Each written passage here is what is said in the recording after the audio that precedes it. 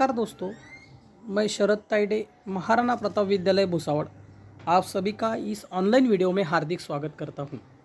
दोस्तों, इयत्ता 10वीं का जो हिंदी विषय है उसमें जो कृति पत्रिका का रचनात्मक विभाग है, 5वां विभाग, उसमें जो आखिरी का अंतिम प्रश्न है, अंतिम सवाल है ई, वह 7 गुणों के लिए बोर्ड की एग्जाम में आपको पूछा जाता है।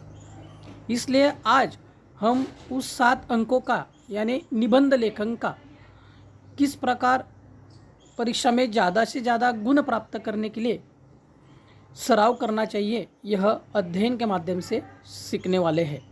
दोस्तों, आपको इस साल कृति पत्रिका में 10वीं की परीक्षा के लिए 5 प्रकार के निबंधों का चयन किया गया है। उसमें पहला प्रकार है वर्णनात्मक निबंध, दूसरा प्रकार है विवरणात्मक निबंध, तीसरा प्रकार है रचनात्मक निबंध, चौथा प्रकार है कल्पना प्रधान निबंध और 5वां प्रकार है आत्मकथनात्मक निबंध। दोस्तों, इन 5 प्रकारों के ऊपर ही आपको एसएससी बोर्ड के हिंदी विषय में ये 7 अंकों के ऊपर निबंध आने वाला है। इसलिए आप सभी छात्रों को इन 5 प्रकारों के निबंध लेखन का सराव करना है और ज़्यादा से ज़्यादा गुण आपको प्राप्त करने हैं। दोस्तों, निबंध लिखते समय किस बातों का आपने ध्यान रखना चाहिए, यह मैं आज आपको बताने वाला हूँ। आप बड़े शांतिपूर्वक ढंग से इसे समझ लीजिए। इसे समझकर अपनी जो नोटबुक है उसमें लिख लीजिए, जिनका आप सभी को पेपर में ज़रूर फ़ायदा होगा। दोस्तों, चलो फिर निबंध लेखन करते वक्त किन बातों का हमें ख्याल रखना चाहिए वह मैं आज आपको बताऊंगा। दोस्तों, सबसे पहले निबंध के लिए एक विचार कर उसकी रूपरेखा तैयार करनी चाहिए।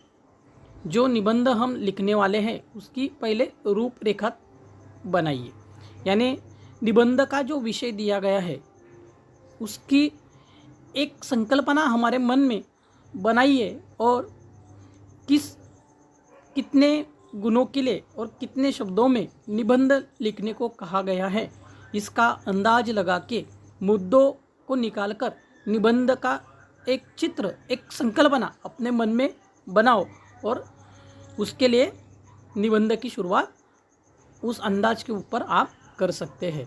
दोस्तों, रूपरेखा से निबंध की लंबाई का अंदाज लग जाएगा। यदि वह अधिक लंबा बन रहा है तो उसमें से जो कम महत्व के मुद्दे हैं उन मुद्दों को निकाल दो और जो इम्पोर्टेंस मुद्दे हैं उन मुद्दों को उस निबंध में आप शामिल करो। इसी प्रकार निबंध को लिखते वक्त यह रूपरेखा आपको ध्यान में रखनी होगी। दोस्तों, दूसरी बात, निबंध का आरंभ, मध्य और शेवट, अंतिम, अंत, इन 3 भागों में निबंध का हमें हिस्सा करना पड़ता है। आरंभ में हम उसकी शुरुआत किस प्रकार से होनी चाहिए उस पर भर देना चाहिए। तो निबंध की शुरुआत करते वक्त वह आकर्षक और स्वाभाविक होना चाहिए। विषय की व्याख्या देकर प्रारंभ करने से ही निबंध किस प्रकार से लिखा होगा उसकी जानकारी हमें मिलनी चाहिए। इस प्रकार से दोस्तों, निबंध की शुरुआत करते वक्त ही स्वाभाविक आकर्षक आरंभ से हम निबंध किस प्रकार से लिख रहे हैं उसका एक आईना उस आरंभ में होना चाहिए। दोस्तों, निबंध में ज़्यादा से ज़्यादा हमें अलग अलग प्रकार के उदाहरणों का, चुटकुलों का, कविताओं का, अलंकारिक भाषाओं का या मुहावरों का या ध्वनियों का उपयोग करके निबंध लिखना होगा और इसी प्रकार उस प्रकार के अलग अलग हिस्सों को लेकर आप जिस मुद्दों पर निबंध लिखने वाले हैं उस निबंध के अनुषंग से वह मुद्दे वह स्लोगन लेके निबंध की शुरुआत करो। दोस्तों, जो मध्य है उस मध्य में आपको क्या करना है, आपको मुद्दों के साथ सही ढंग से उसे लिखना आरंभ करना होगा। जिस विषय पर निबंध आपको लिखना है उस विषय का विषय प्रतिपादन उस मध्य में आना चाहिए। निबंध में प्रस्तुत विचार स्पष्ट रूप से हमें व्यक्त करने होते हैं। निबंधों को विषयांतर और पुनरावृत्ति दोष से बचाना चाहिए। विषयांतर का मतलब है कि जिस विषय पर हमें निबंध लिखने को कहा गया है उसी विषय पर हम निबंध लिखें, ना कि अलग अलग विषयों को लेकर उसे विषय के बाहर लेकर हम निबंध लिखना आरंभ करें। यह एक गलत बात है, इसलिए इसे हमें टालना होता है। पुनरावृत्ति दोष यानी हम जब निबंध लिखते हैं, अगर आप निबंध लिखते हैं तो उसमें जो पुनरावृत्ति होती है शब्दों की, उसे आप टालने का प्रयास करें। यह इस प्रकार का आपको सबको ख्याल रखना है। दोस्तों, निबंध का अंत आकर्षक, स्पष्ट, संक्षिप्त और भावपूर्ण होना चाहिए। इन बातों का आपको निबंध लिखते वक्त ध्यान रखना है। दोस्तों, निबंध के भिन्न भिन्न मुद्दों को अलग अलग परिच्छेद होने चाहिए। आप निबंध में जिस प्रकार से भिन्न भिन्न मुद्दों पर निबंध का लिखना आरंभ करोगे तो उसके हर एक परिच्छेद में अलग अलग मुद्दों का आपको विश्लेषण करना होगा। उसमें अलंकार, मुहावरे, कहावतें, तुलना आदि के प्रयोग से निबंध का सौंदर्य बढ़ाना आपको जरूरी है। इसका प्रयोग उचित स्थान पर और सही ढंग से होना चाहिए, यह आपको ध्यान रखना है। वाक्य छोटे होने चाहिए, स्पष्ट होने चाहिए, अर्थपूर्ण होने चाहिए। शब्दों की वर्तनी शुद्ध होनी चाहिए। विराम चिन्हों का यथास्थान प्रयोग करना जरूरी है। भाषा व्याकरण शुद्ध होनी चाहिए। लेखन शैली के विषय अनुरूप सरल और प्रवाहमयी होनी चाहिए। आपको शुद्ध लेखन पर विशेष ध्यान देना है। छोटे छोटे वाक्यों के साथ कहा किस प्रकार का विराम चिन्ह आता है, उस विराम चिन्हों का उपयोग आपको निबंध लिखते हुए करना है। दोस्तों, आज मैं आपको निबंध का एक 2-4 नमूने दिखाने वाला हूँ। आप उसे बड़ी ध्यान से और बड़ी लक्ष्यपूर्वक तरीके से देखें। देखो, यहाँ एक विचार प्रधान निबंध मैं आपको दिखा रहा हूँ। यहाँ जिस बीता हुआ समय कभी नहीं लौटता, यह एक विचारात्मक निबंध है। इसमें यह जो दिया गया है यह निबंध की शुरुआत है। दोस्तों, इसे कहते हैं आरंभ, प्रस्तावना। इस प्रकार की निबंध के विषय पर आधारित आप प्रस्तावना यानी आरंभ कर निबंध लिखना प्रारंभ करो और बाद में निबंध का जो विषय है उस विषय पर आधारित अलंकारित भाषा, मुहावरों का, ध्वनियों का उपयोग कर आप निबंध का मध्य लिखिए। इस प्रकार दोस्तों, विषयानुरूप निबंध लिखने पर आप भर दीजिए। आप विषय के बाहर जाकर निबंध लिखने का जो प्रयास करते हैं उसे टालो और समय के साथ समय का अवधि ध्यान में रखते हुए निबंध की लंबाई तय करो।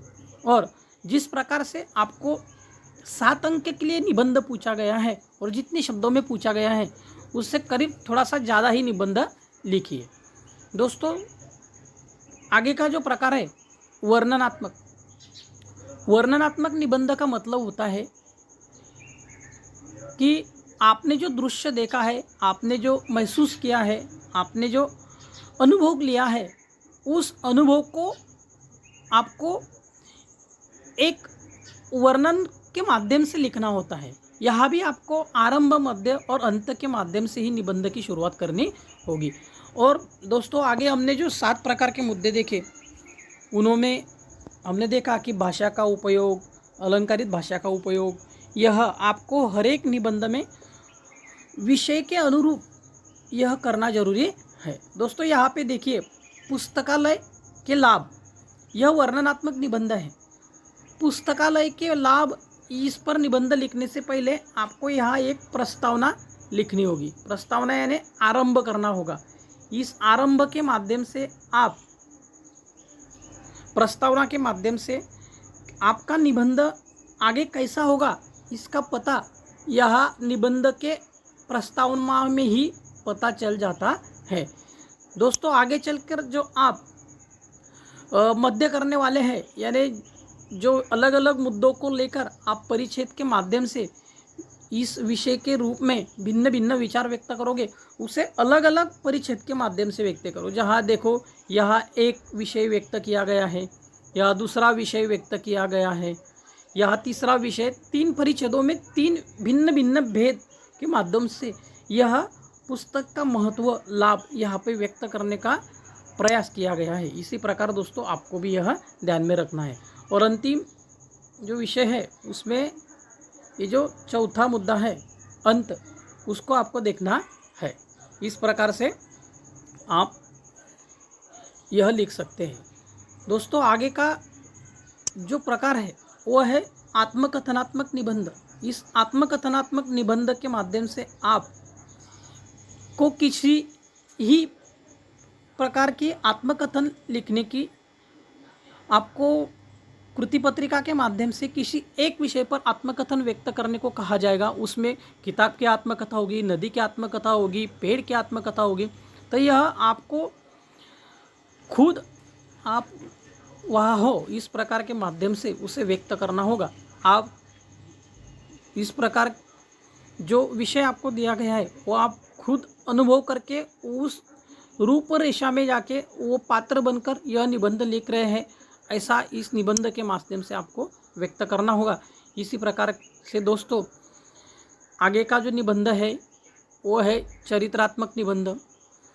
चरित्रात्मक निबंध में आपको किसी व्यक्ति पर एक निबंध लिखने को बोला जाएगा। कल्पना प्रधान निबंध में आपको अलग अलग प्रकार की कल्पनाएं करने को बोला जाएगा। उस कल्पना के माध्यम से विषयानुरूप आपको यह निबंध लिखने होगी। इसी प्रकार दोस्तों आपको अलग अलग इस 5 प्रकार के निबंधों के माध्यम से कृति पत्रिका में एसएससी बोर्ड में निबंध 7 अंकों के लिए पूछा जाएगा। और आप इस प्रकार से इसका सराव कीजिए। अलग अलग प्रकार के निबंधों का सराव करके ज़्यादा से ज़्यादा गुण प्राप्त करने का प्रयास करो। यह इस प्रकार से यह अपना निबंध, यह रचनात्मक प्रकार का जो लेक्चर है वो समाप्त होता है।